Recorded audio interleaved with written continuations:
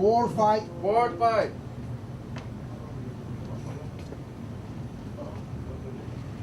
Roger, port fight, sir. Okay.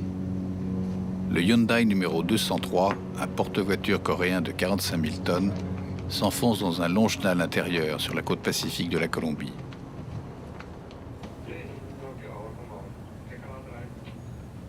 Estoy con 8. Au bout, tout au bout, il va arriver à Buenaventura, une île de quelques dizaines d'hectares sur laquelle est bâti le principal port du pays. Avec Tumaco, un autre port, plus petit et plus au sud, l'île est le seul endroit de la côte qui peut être utilisé par des navires de commerce.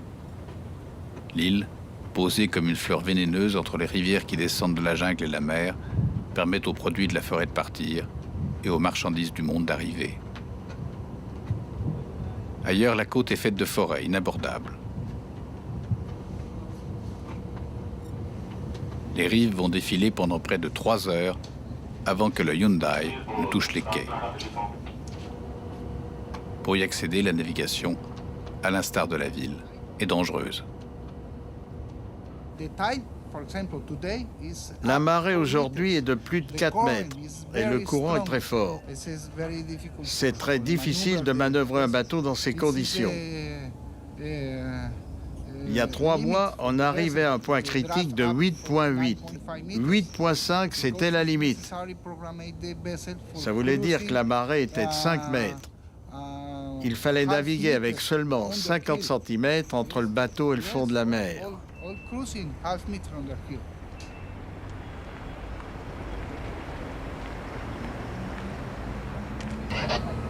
Ok, Manuel. Dale espacio adelante, están entrando con buen ángulo.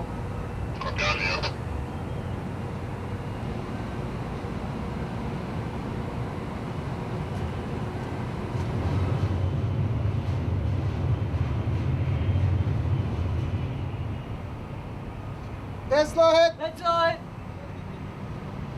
You went there? Vous êtes déjà venu ici? Here? No. Ici, non, jamais. Yeah, first time. C'est la première fois. You're going to stay a long Vous time? allez rester longtemps? Where? How many days? Combien de jours? Here around 2 days. Ici, 2 jours. To visit it? Vous allez visiter la ville?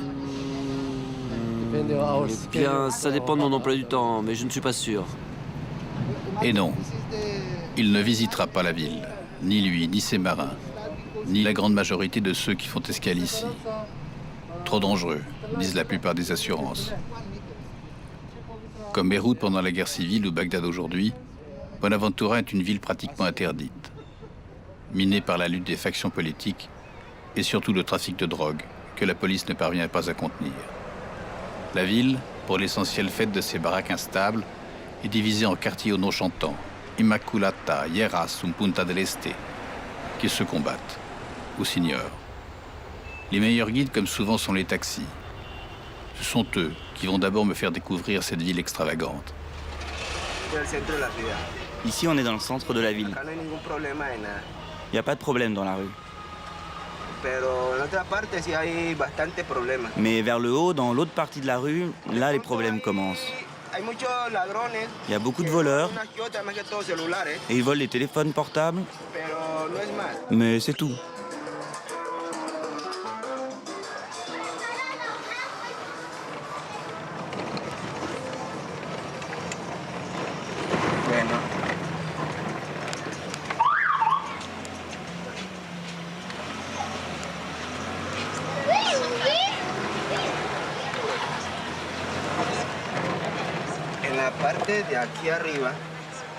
Ici, en haut et en bas, c'est la zone des guerrilleros.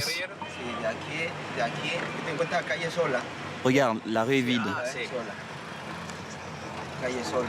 Il y a juste 1 ou 2 personnes. Et là-bas en bas, c'est les paramilitaires. Les paramilitaires sont des miliciens engagés par les propriétaires fonciers pour lutter contre les guerrilleros des FARC, les forces armées révolutionnaires de Colombie. Ils sont peu à peu devenus autonomes et vivent aujourd'hui du trafic de drogue. Que fait l'armée? Rien. Et pourquoi? L'armée et les délinquants passent leur temps à se regarder. De toute façon, ce sont des amis. Ils font le même commerce. Moi, je suis d'Immaculata. Immaculata, c'est ton quartier. Oui, je suis d'ici. Je suis né par ici. C'est pas dangereux pour toi par ici? Non, pour moi, non.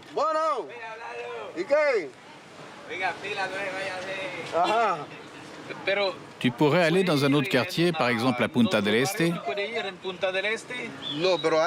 À l'intérieur, non. Pourquoi? Qu'est-ce qui se passerait? C'est dangereux.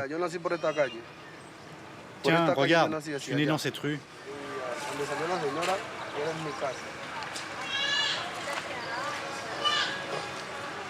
Qu'est-ce qui se passe si tu vas à Punta del Este? Il pourrait me tuer parce que je suis d'ici, d'Immaculata. Je pourrais mourir si je rentre là-bas. Punta del Este m'a été indiqué comme l'un des quartiers les plus intéressants, mais aussi comme l'un des plus dangereux. Il est aux mains des FARC. C'est un coiffeur, un grand gaillard du nom de Papa qui m'y a fait pénétrer. Ne bouge pas la tête. La famille de Papa vit là depuis plusieurs générations, dans un fouillis de baraques construites directement sur la mer. Ses aïeux, des esclaves, ont été amenés là par les Espagnols au XVIIe et au XVIIIe siècle.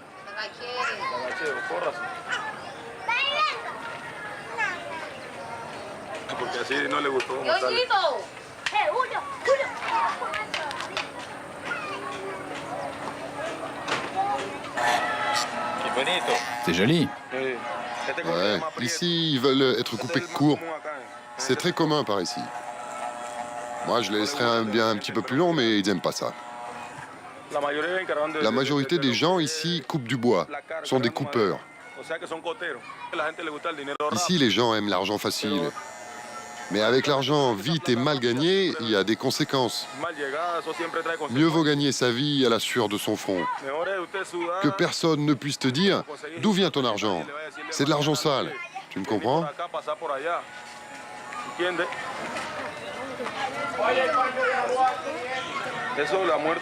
Avec tous ces morts, la ville devient folle. Et pourtant, il y a des gens bien qui travaillent. Mais du jour au lendemain, on les tue. Il y a une situation compliquée ici. Il y a trop d'armes qui traînent.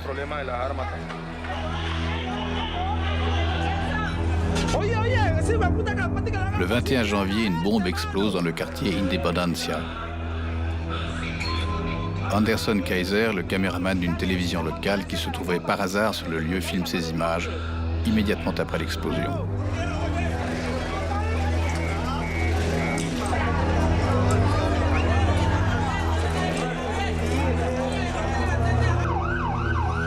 La bombe a été posée par les FARC. 4 policiers et une passante mourront.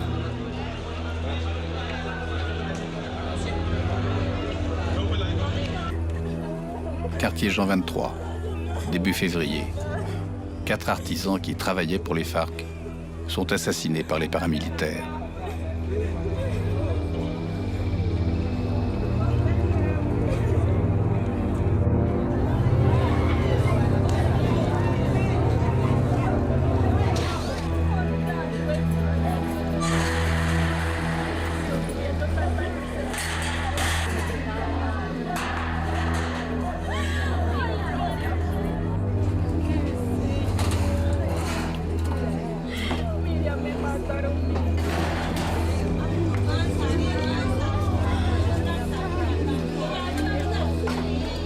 Et la série infinie, presque monotone, continue. Quartier Porto Novo, mars, 2 coiffeurs qui avaient coupé les cheveux des paramilitaires sont abattus par les FARC. Et d'autres, des dizaines, des centaines. 2006, année record, près de 500 personnes ont été abattues par balles, une partie d'entre elles jetée ensuite dans les eaux du Pacifique. Depuis un an, l'armée réagit. 1100 policiers et 600 hommes de l'infanterie de marine se relaient désormais dans l'île pour tenter de maintenir l'ordre, ou en tout cas de faire en sorte que les gens qui ne sont ni terroristes ni délinquants puissent rester en vie. Les grands moyens. La navigation des bateaux petits ou grands est interdite pendant la nuit. Et dans la ville, les policiers patrouillent.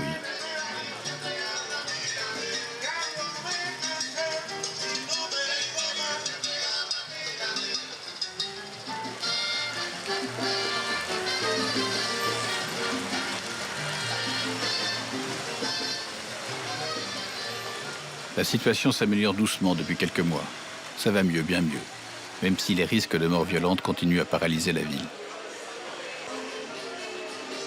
Toute la nuit, les policiers en tenue de combat fouillent les passants et investissent des lieux de plaisir. Ici, c'est un billard. Les rideaux sont tirés et les clients retenus à l'intérieur.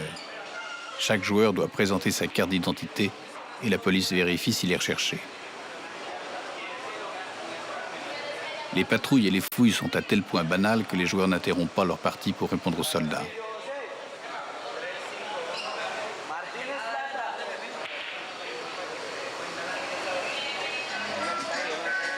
En revanche, dans la rue, 3 jeunes gens sont pris avec de la drogue sur eux.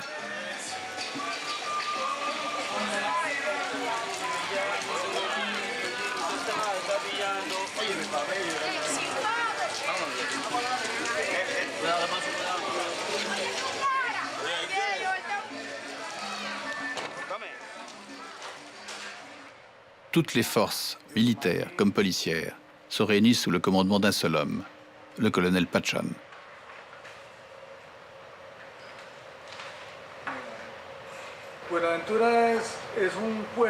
Buenaventura est un port où se retrouvent toutes les formes de délinquance. Le mélange de la délinquance de cette partie de la côte pacifique fait qu'il y a du trafic de drogue, des brigades d'autodéfense, des bandes criminelles, de la délinquance organisée, de la délinquance commune, et tous se disputent les voies d'accès qui permettent de trafiquer la drogue, la contrebande, les personnes, les produits chimiques pour la fabrication de la drogue, et cela donne une zone suprêmement difficile à contrôler.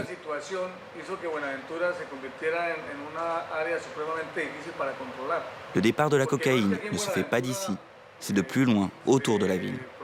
Mais le commerce et les transactions, cela se fait d'ici, à Buenaventura. Des tonnes de matières chimiques ou d'ingrédients divers nécessaires à la fabrication de la cocaïne sont saisies dans les espaces maritimes entourant Buenaventura. Ils sont saisis par sacs isolés, par tonneaux ou même par bateaux entiers.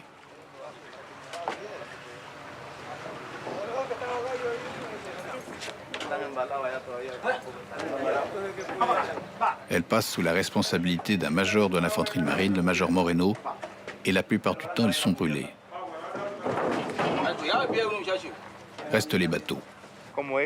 Comme tous ces produits servent pour les laboratoires clandestins de fabrication de drogue, les bateaux qui les transportent sont saisis. Les forces armées les capturent et les mettent dans un endroit à part, sous la responsabilité de services juridiques. Si le propriétaire vient pour récupérer son bateau, on l'arrête. C'est pourquoi ils ne viennent quasiment jamais. Ils savent que leurs bateaux servaient à la production de la drogue. Allez voir là-bas, il y a près de 200 bateaux qui pourrissent, abandonnés.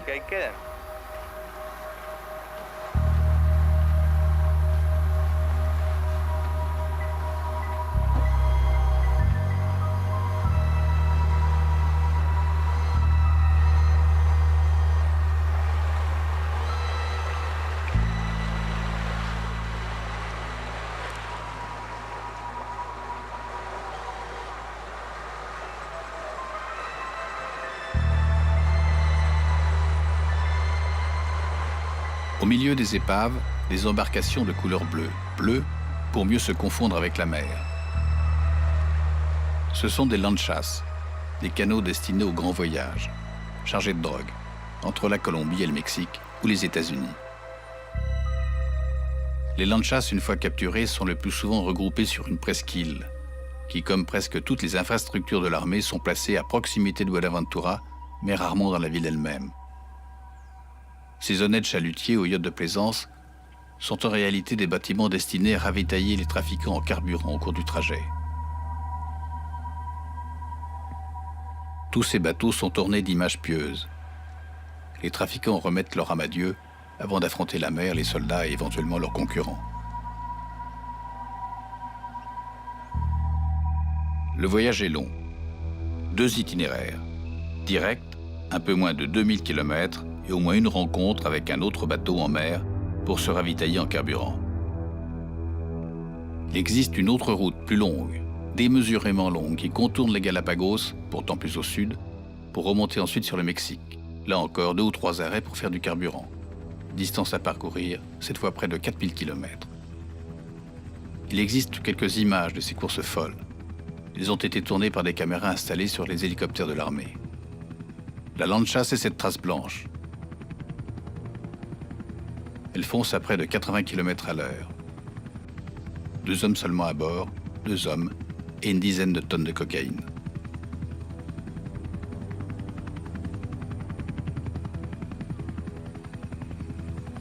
Ce n'est que dans la nuit que l'embarcation de la marine réussira à l'intercepter. À droite, les trafiquants, à gauche, les soldats. Leur bateau va aller percuter la Lancia. Il s'agit de détruire les 3 moteurs hors-bord fixés sur son arrière.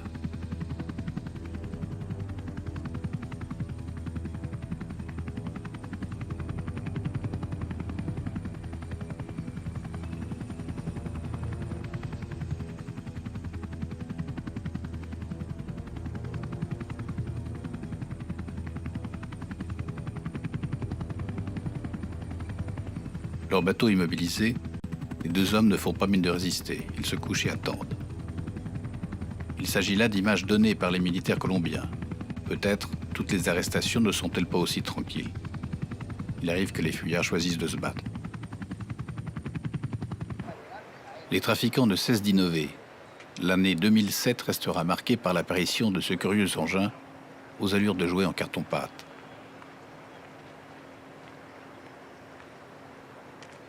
C'est presque un sous-marin. Il a été construit artisanalement dans les jungles du Pacifique, tout près de Buenaventura. 4 hommes à bord, penauds, promis sûrement à des années de prison, mais heureux sans doute de s'en sortir vivants.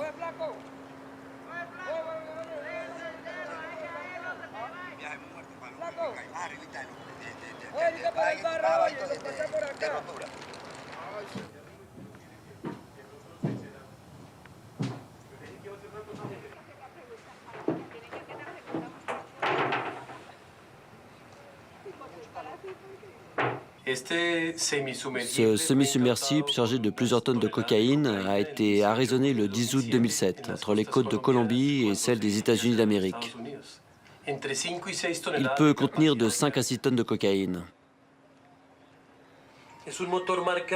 C'est un moteur de marque Cummins qui a la capacité de le propulser à une vitesse de 8000 à l'heure pendant près de 1000 milles.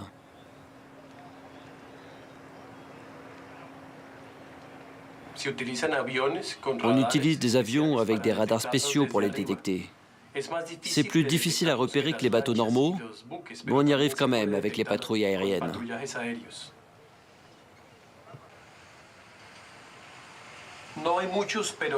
Il n'y en a pas beaucoup comme ça, mais cela augmente.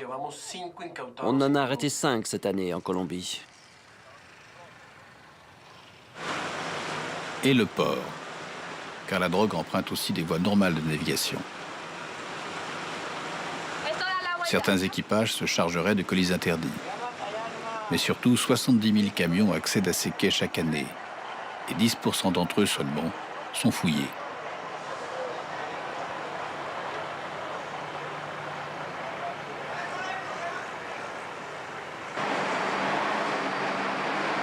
Un détachement de la police anti-narcotrafic est installé dans ces murs. Ce sont ces officiers qui vont déterminer si un camion doit être vérifié ou au contraire si sa cargaison peut être embarquée sans contrôle. Lourde de tâche. De la signature d'un seul homme dépend pour les trafiquants le gain ou la perte de plusieurs millions d'euros. Les marchandises suspectes sont sévèrement fouillées. Résultat, 4 tonnes de cocaïne découvertes en 2006. 4 tonnes. Mais combien sont partis sans avoir été trouvés? Temps moyen de la recherche, 2 heures. 2 heures seulement malgré la minutie des policiers. Alors pourquoi ne pas fouiller tous les camions?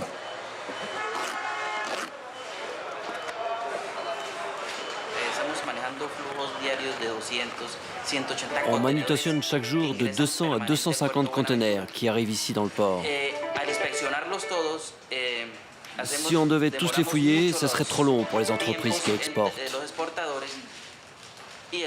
Alors on ne fouille que ceux qui sont suspects, parce qu'ils peuvent avoir été trafiqués à l'extérieur.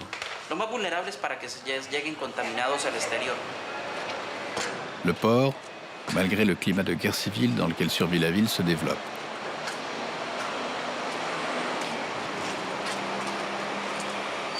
Près de 60% des exportations de Colombie partent de ces quais. Du café, bien sûr, mais aussi de la mélasse et du sucre.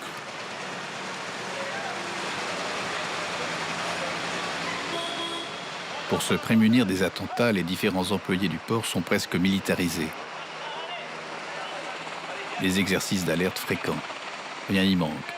Même pas les ordres secs d'un adjudant de circonstance. Hé mon gars, allez viens ici, cours, cours, cours, cours.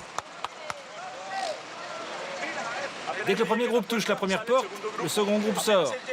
Le second groupe touche la porte, le troisième sort, etc., etc.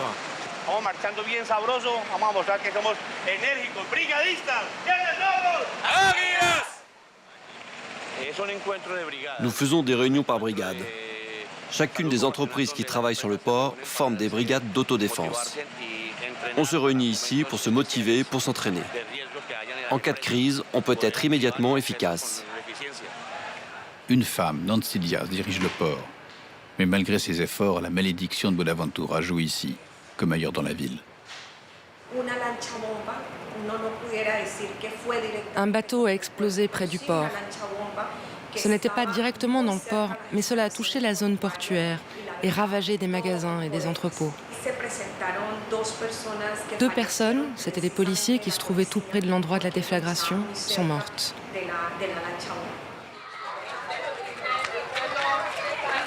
Papa, le coiffeur, m'a de nouveau permis de pénétrer dans le quartier de Punta del Este.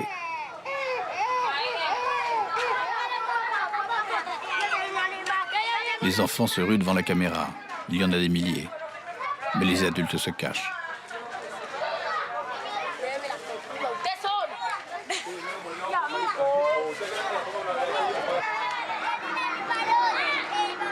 Papa veut me présenter sa femme et surtout me montrer son dernier-né.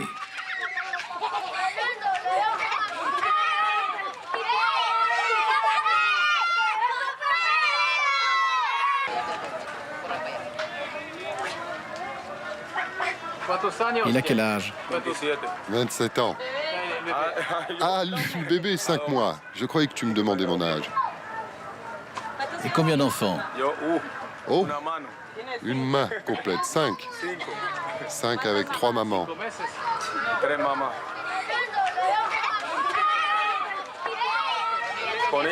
Avec elle, j'en ai 3. Et dans le quartier, j'en ai 2 autres dans la rue. Papa, ses femmes et ses enfants vivent donc entre le ciel et la boue sur ces baraques de pilotis. Le dénuement est extrême, sans espoir. Peu ou pas de travail. J'ai demandé à rencontrer un des chefs du quartier, un membre des FARC. Ils sont nombreux à Punta del Este. C'est l'un de leurs bastions. Finalement, un homme a accepté de me parler contre quelques milliers de pesos, 30 €. Ce n'est pas un chef, mais un homme de main. Il a prévenu qu'il refuserait de montrer son visage. Le rendez-vous a été pris dans une salle de jeu pour enfants. Plus exactement à l'arrière, plus calme et protégé des regards.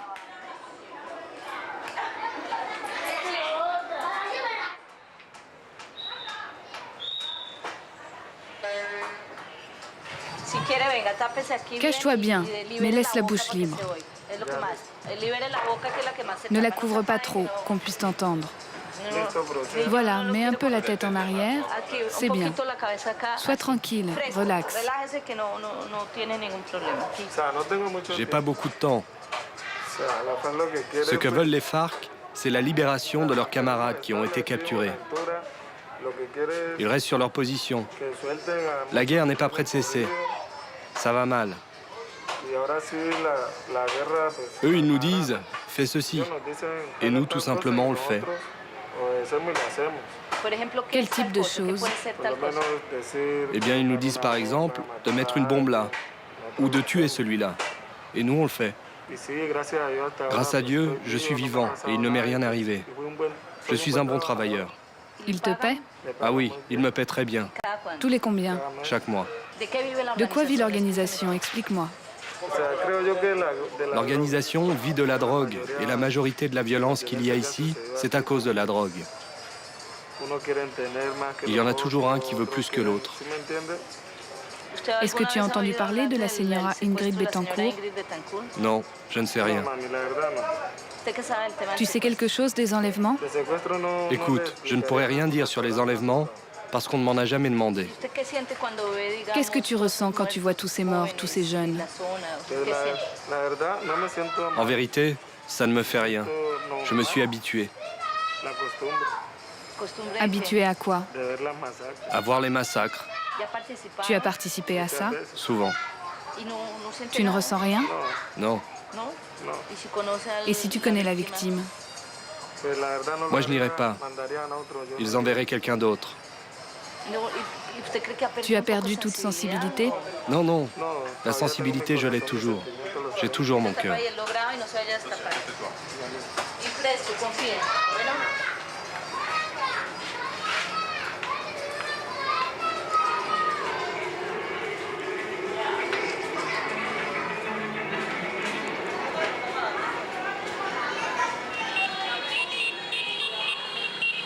Un enterrement.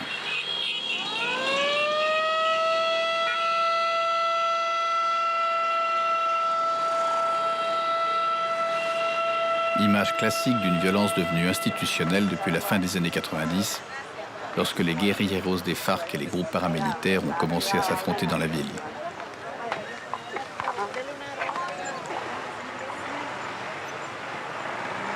Les lieux de la mort sont très fréquentés, même la morgue.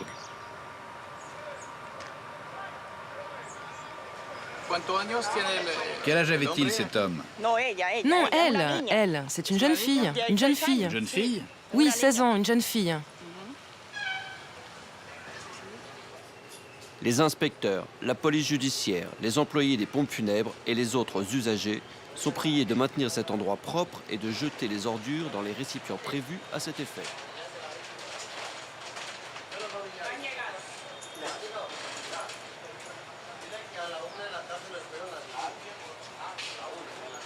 La presse, périodiquement, publie des listes de victimes.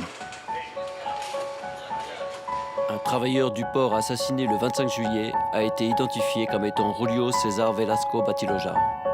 Âgé de 27 ans, originaire de Buenaventura, il a été attaqué avec une arme à feu par des inconnus alors qu'il se déplaçait dans les rues du quartier Kennedy.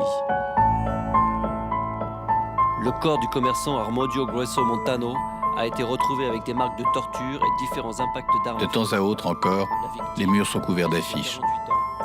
1500 habitants de Buenaventura assassinés ces 5 dernières années. Vous pouvez être la prochaine victime. Même la rue semble quelquefois se révolter. Tu ne tueras pas.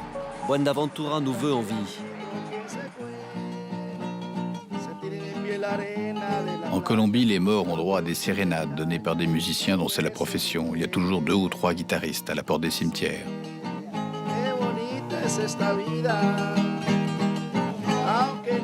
Et toujours beaucoup de monde. Les cérémonies sont comme des réceptions où les gens se retrouvent régulièrement.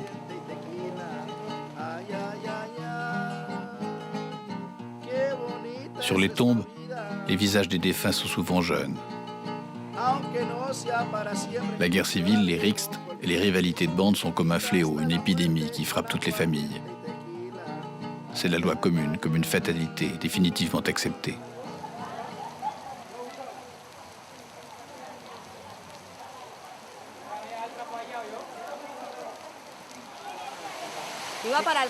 Quand elle revenait du collège, elle a reçu une balle perdue.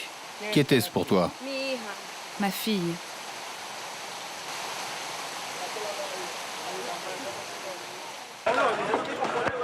Les troupes de l'infanterie de marine sont cantonnées sur les îles alentours, mais chaque matin, elles investissent la ville.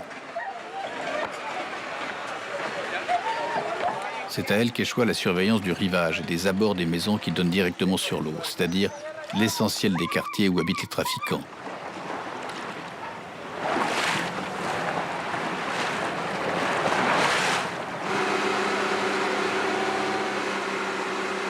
Les patrouilles tentent de maintenir une sorte de blocus autour de la ville. Elles doivent empêcher l'entrée ou la sortie de marchandises illicites. 350 000 personnes vivent ici, la plupart dans ces baraques de bois, sans eau potable et sans aucune forme d'hygiène.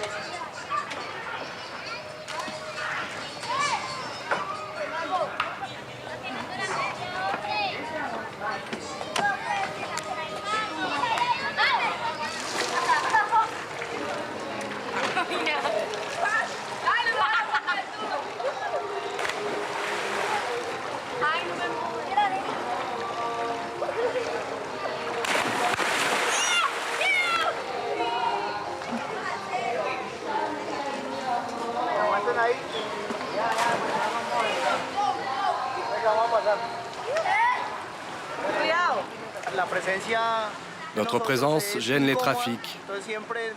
On nous a tiré dessus à plusieurs reprises. On a eu des combats dans les maisons proches du centre-ville et aussi dans les marais. Mais grâce à la bonne action des troupes, on a gardé le contrôle de la zone.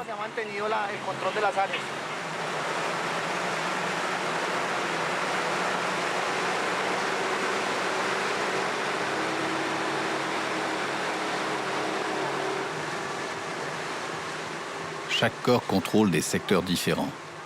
Un peu à l'écart du rivage, ce sont les gardes-côtes qui fouillent presque systématiquement toutes les embarcations.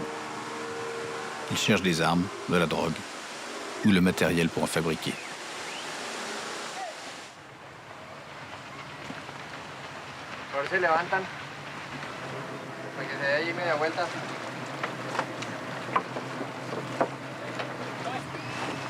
¿Dónde viene? Venimos del río, hermano, Raposo. ¿De Raposo? Sí, señor. ¿Por dónde vino? Venimos con balsa, troza.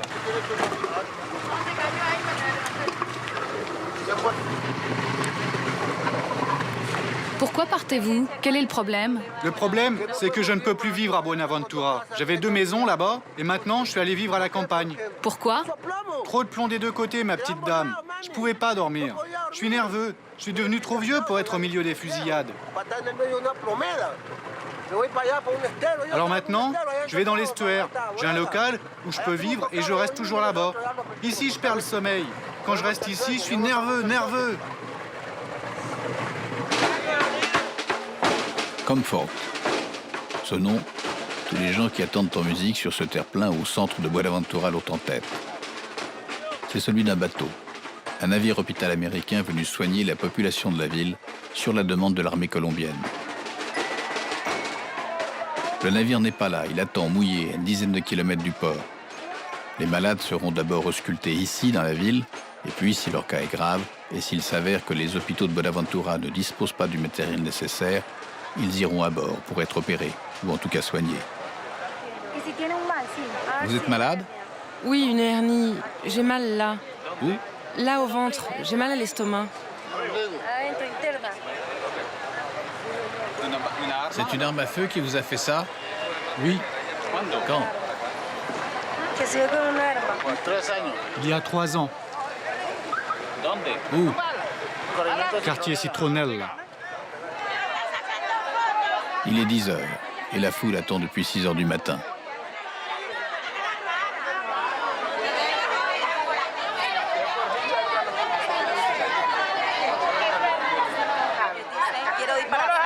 Je vais aller en France, moi.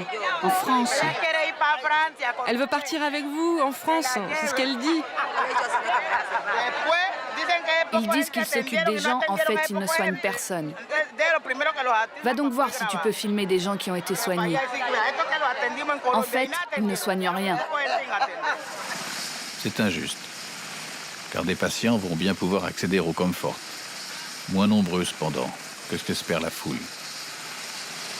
C'est que tous les malades, et pas seulement les victimes de violences urbaines, peuvent bénéficier de la médecine de la marine américaine. Pour beaucoup, c'est la première fois qu'ils vont quitter le sol. C'est presque une fête.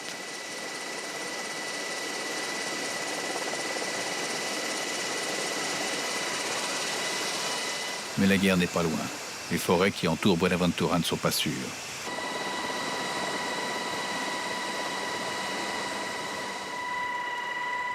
Le Comfort attend loin du port en raison du manque de fonds. Son tirant d'eau est trop élevé pour le chenal d'accès à Buenaventura. C'est du moins ce que dit son commandant. Le trajet ne dure que quelques minutes.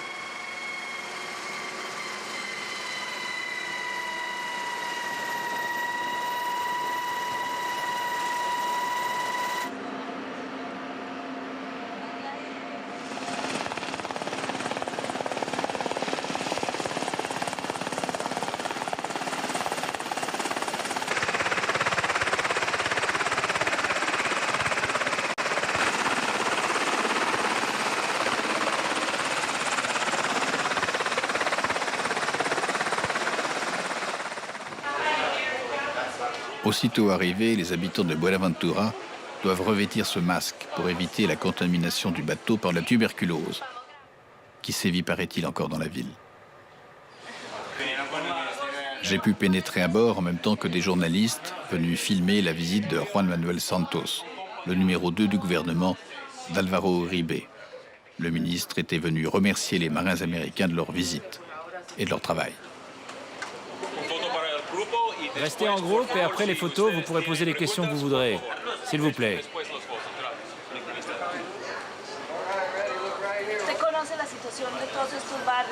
Vous connaissez la situation à Lieras, Punta del Este, Immaculata. Et ce qui se passe avec les communautés qui ne peuvent pas avoir une vie normale avec les luttes des paramilitaires et toutes les douleurs que cela engendre. On ne peut pas faire plus. Aucune autre ville que Buenaventura ne reçoit un tel soutien de la République colombienne. Non, on ne peut pas faire plus. Aucune autre ville n'a autant de policiers et de soldats de l'infanterie de marine par habitant qu'ici à Buenaventura. Mais heureusement, cela commence à avoir des résultats. La situation s'améliore de façon significative actuellement.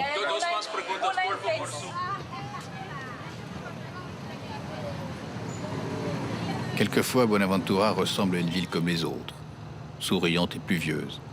C'est, paraît-il, la ville au monde où il pleut le plus souvent. Ce jour-là, papa m'a fixé un nouveau rendez-vous, mais curieusement, il n'a pas voulu que j'aille à Punta del Este, son quartier. Je le retrouve donc tout près, dans une ambiance tranquille, ou apparemment indifférente. Les travailleurs se reposent sur leur lieu de travail, tout près du rivage, tout près des quais, où arrive le bois de la jungle colombienne. Et c'est le moment qu'a choisi papa pour m'avertir du danger qui me menace.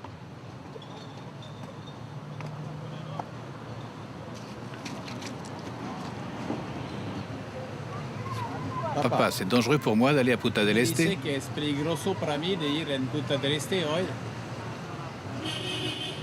Oui. Pourquoi? Ils m'ont dit que si tu revenais, ils allaient te tuer. Et pourquoi moi? Parce qu'ils ne te connaissent pas.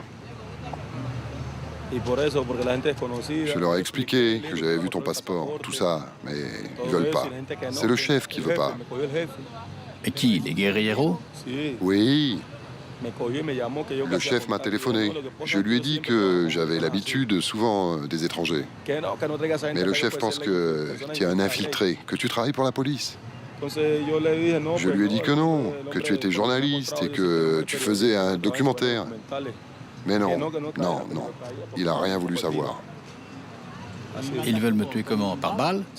Oui. Balle.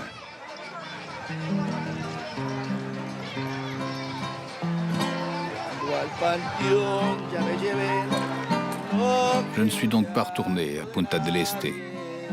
Et même, je n'ai guère plus quitté le parc du centre de la ville, l'un des rares endroits où la sécurité semble à peu près assurée. C'est là qu'enfants et adultes s'amusent, en fin de semaine.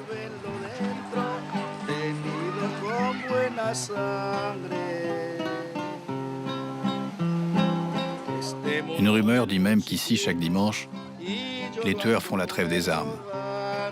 Qu'ici, les guerrilleros des FARC, les paramilitaires et les délinquants de tout poil tous, bien qu'ennemis, se croisent sans s'affronter et que tous, ils regardent la mer.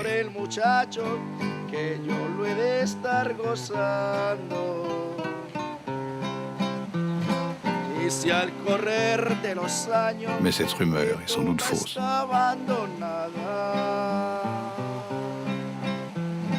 Y aquella cruz de madera ya la encuentran destrozada. Remarquen las iniciales de aquella cruz olvidada. Y si al correr de los años mi tumba está abandonada, y aquella cruz de madera ya la encuentran destrozada, remarquen las iniciales